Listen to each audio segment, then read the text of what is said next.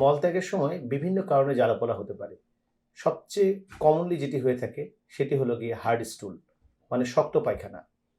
শক্ত পায়খানার সাথে যদি আমাদের লুজ স্টুল হয়, মানে আমরা যদি বলি ডায়রিয়া, ডায়রিয়ার কারণেও কিন্তু আমাদের পায়খানার রাস্তা জ্বালাপোড়া হতে পারে।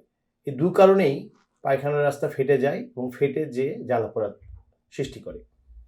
এছাড়া আরও কমন রোগ আমরা বলে থাকি অ্যানাল ফিশার, পায়খানার রাস্তা ফেটে যাওয়া। যে দুটোর প্রধান কারণ হলো গিয়ে আপনার এই শক্ত পায়খানা এবং ডায়রিয়া। এই দু কারণে আমাদের মলত্যাগের সময় পায়খানার রাস্তা জ্বালাপোড়া হতে পারে। আরও কিছু কারণেও পায়খানার রাস্তা জ্বালাপোড়া হতে পারে। তার মধ্যে আছে ইনফ্লামেটরি বাউল ডিজিজ, তারপরে আছে ইরিটেবল বাউল সিনড্রোম।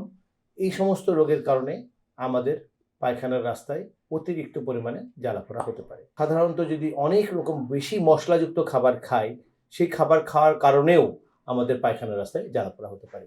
যদি অনেক দিন ধরে তার ওই পায়খানার রাস্তার মধ্যে প্রদাহ থাকে, আমরা বলে থাকি যে প্রোল্যাপস পাইলস, প্রোল্যাপসড হেমোরয়েড। যদি অনেক দিন ধরে একটা তার পাইলস আছে, যে পাইলসটা পায়খানার রাস্তা দিয়ে বের হয়ে আসে এবং প্রায় যে পায়খানার রাস্তায় ফুলে থাকে, সেই পায়খানার রাস্তা দিয়েও পায়খানা বের হতে যে পায়খানার রাস্তায় ফেটে যে পায়খানার রাস্তায় ব্যথার সৃষ্টি করতে পারে। এছাড়া পায়খানার রাস্তার চারপাশে যদি চুলকানি থাকে, সেই চুলকানির কারণেও, অতিরিক্ত চুলকানোর কারণে পায়খানার রাস্তার চারপাশে ছিঁড়ে যেয়েও পায়খানার রাস্তা জ্বালাপোড়া